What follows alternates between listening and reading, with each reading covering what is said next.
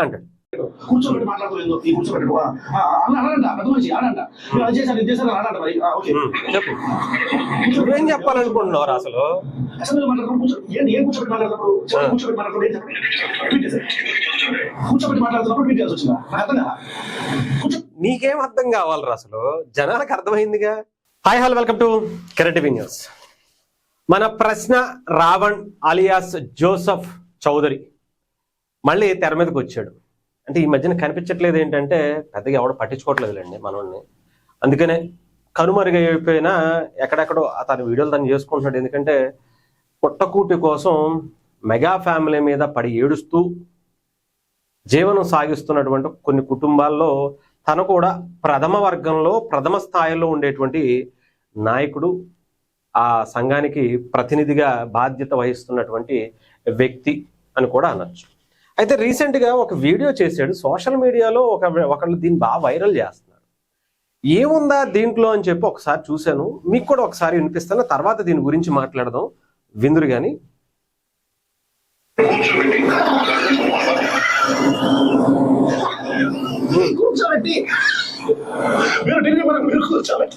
కూర్చోబెట్టి మొన్న పవన్ కళ్యాణ్ గారు ఏదైతే అసెంబ్లీలో స్పీచ్ ఇచ్చారో ఆ తర్వాత వైఎస్ఆర్సీపీకి ఏం మాట్లాడాలో తెలియట్లా. ఇంకైపోయింది కంప్లీట్గా. ఏదో అంటారు చూసారా, ఒక రేంజ్లో పవన్ కళ్యాణ్ గారు వాళ్ళని రోడ్డు మీద గుడ్డలు ఉడదీసి నిలబెట్టేశారు అని చెప్పాలి. భారతదేశంలో ప్రతి ఒక్కడిని కూడా ఆలోచింపజేసే విధంగా ఆయన మాట్లాడినటువంటి తీరు మనం చూసాం. దీని గురించి వైఎస్ఆర్సీపీకి సంబంధించి చాలా మంది తలబట్టేసుకుంటున్నారు. ఏం చేస్తే బాగుంటుంది, దాని నుంచి ఎలా బయటకు వస్తే బాగుంటుంది, చాలా క్లియర్గా అందరికీ అర్థమయ్యేలాగా రిపోర్ట్ ఏది అనే ప్రతి ఒక్కడికి కూడా ఇదిగో పలానా రిపోర్టు 600 పేజీల్లో పలానా 3వ నెంబర్ పేజీలో లేదా పలానా 4వ పేజీలో పలానా లైన్లో ఇలా ఇది రాసుంది. యానిమల్ ఫ్యాట్ అని ఇక్కడ రాసుంది, దీంట్లో అడల్టరేషన్ అని ఇక్కడ రాస్తుంది, డైరీలో పాలు అనేటువంటివి కొనలేదు అని ఇక్కడ రాస్తుంది అని చాలా చాలా క్లారిటీగా ఒక 19 నిమిషాల్లో పవన్ కళ్యాణ్ గారు చాలా చెప్పేశారు. ఇక్కడ మీరు రండి, అసెంబ్లీలో కూర్చుని మనం మాట్లాడుకున్నాం, దీని గురించి చర్చిద్దాం అని చెప్పి పవన్ కళ్యాణ్ గారు మాట్లాడిన దాన్ని మనోడు ఎగతాళి చేస్తున్నాడు అనమాట. ఒకసారి దాని గురించే కూర్చొని వీడికి ఏంటంటే వీడికి సమాధానం చెప్పడం రాదు. ముఖ్యంగా సబ్జెక్ట్ మీద మాట్లాడడం అసలు చేత కదా. ఇది నవ్వుతాడు. ఏదన్నా మీరు డైరెక్ట్ ఒక మంచి క్వశ్చన్ అడిగారు అనుకోండి అంటాడు. అంతకుమించి వీడికి సమాధానం చెప్పడం రాదు. సమాధానం చెప్పడానికి ఏం లేనోడే ఇలా మింగుతూ మాట్లాడుతూ నవ్వుతూ మాట్లాడేటువంటి పరిస్థితి ఉంటుంది అనమాట. ఇలాంటి వాడు కూడా పవన్ కళ్యాణ్ గారి గురించి విమర్శించేవాడు. పాపం ఒకసారి మొత్తం వినిపిస్తాను, తర్వాత మాట్లాడదాం, వినండి.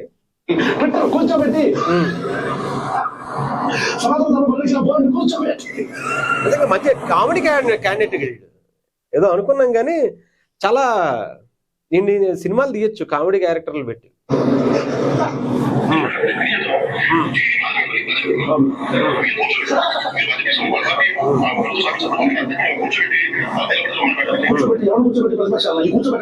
కూర్చోబెట్టి మాట్లాడుతూ కూర్చోబెట్టు అనంట పెద్ద మనిషి అనంట అది చేశాను ఇది చేశాను అనంట మరి ఓకే చెప్పు, నువ్వేం చెప్పాలనుకుంటున్నావు అసలు?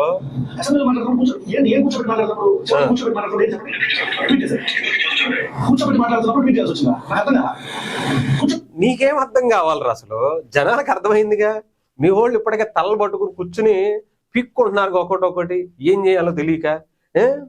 వీడికి ఏం అర్థం అవ్వాలి చెప్పండి? వీడికి ఏం అర్థం కాక ఏం చేయాలో తెలియక వీడియోలో ఆడేం మాట్లాడుతున్నాడు ఆడికి అర్థం కాక నవ్వుతూ చెప్తున్నాడు. ఇకపోతే ప్రతిపక్షాలను కూర్చోబెట్టి అంటే నాకైతే ఒకటి అర్థమైందండి.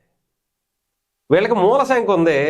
ఆ మూల సంఖ్య కోసం అక్కడికి వచ్చి కూర్చోడానికి కష్టపడుతున్నారు, ఇబ్బంది పడుతున్నారు. పాప వీడిని ప్రతినిధిగా పంపించి అరే బాబు ఆయన పద్దాక కూర్చో అంటుంటే కష్టంగా ఉంటుందిరా బాబు అక్కడ అంతంతసేపు. అందుకనే మాకు ఆ బాధ ఉందే, దాన్ని ఏదో రకంగా కవర్ చేసి మేము అన్నిసార్లు కూర్చోలేమని చెప్పి ఈయన్ని పంపించినట్టుగా అయితే నాకు అనిపించింది. అందుకని వీడికి కూడా ఎప్పుడన్నా వీడు చూడండి సగానికి సగం వీడు కూడా నుంచిన వీడియోలు చేస్తాడు. ఎందుకంటే వీడికి కూడా మూలసంఖ్య ఉందేమో మరి నాకు తెలిసి. అందుకని వీడు ఎంత బాధపడిపోతున్నాడు. కూర్చో అనే పదంగా వినగానే వీడికి ఎంత భయం వేసేస్తుంది. దాన్ని ఏదో రకంగా కవర్ చేసుకోవటం ఎకిలి నవ్వులు నవ్వుతూ ఇలా బయటకు వచ్చి మాట్లాడుతున్నాడు. పవన్ కళ్యాణ్ గారు 30 సార్లు 3 నిమిషాల్లో 30 సార్లు కూర్చో అనేటువంటి పదాన్ని వాడారట. ఎవరు కూర్చోబెట్టి మాట్లాడుతూ చేశారు చదవాలి. ఇగో 3 సార్లు 30 సార్లు కూర్చోబెట్టాడు అని చెప్పి మాట్లాడుతున్నాడు. ఇక్కడ వీడి బాధ ఏంటంటే కూర్చో అనే పదం మీద. ఏంటి ఆ కూర్చుంటే ఏమైపోద్దో నాకైతే అర్థం కాల. నాకైతే మాత్రం అర్థమైంది ఏంటంటే ఆడిని లేదంటే వాళ్ళకి సంబంధించిన ఎవరినైతే వకాలతా పుచ్చుకుని అక్కడికి వచ్చి పవన్ కళ్యాణ్ గారు రండ్రా బాబు అసెంబ్లీకి వచ్చి కూర్చుని మాట్లాడదాం అని అంటే ఆ కూర్చోవడం వెనక వీడికి చాలా ఇబ్బందులు ఉన్నాయి, వాళ్ళకి చాలా ఇబ్బందులు ఉన్నాయి. మనోడిని చాలా దగ్గరుండి అసెంబ్లీకి మేము అలా వచ్చి కూర్చునేటువంటి పరిస్థితి లేదురా నాయన, మాకు మోనసాంక్ ఉంది, ఫైల్స్ ప్రాబ్లం ఉంది, అది తట్టుకుంటే మేము అలా వచ్చి కూర్చోలేము, అన్నిసార్లు కూర్చోబెడితే అసలు కూర్చోలేము, అసలు అసెంబ్లీ చూడాలంటేనే మాకు ఓ పక్క ఇది పడుతుంది. ఈ రేంజ్లో ఆయన అసెంబ్లీలో స్పీచ్లు ఎత్తుంటే దేశం మొత్తం ఏకతాటిపై దాని గురించి మాట్లాడుతుంటే మేము అసెంబ్లీలోకి వెళ్తే ఇంకేమన్నా ఉందా? మమ్మల్ని అసలు బతకనిస్తారా? అసలే బిక్కుమంటూ ఆ 11 మంది ఉన్నాం. ఆ 11 మంది కూడా గట్టిగా నోరు తెరిచి మాట్లాడలేని వ్యక్తులమే. జగన్మోహన్ రెడ్డి గారు ఏమన్నా మాట్లాడతారంటే ప్రతి ప్రెస్ మీట్ లో కూడా అన్ని బూతులతో రెచ్చిపోతున్నారు.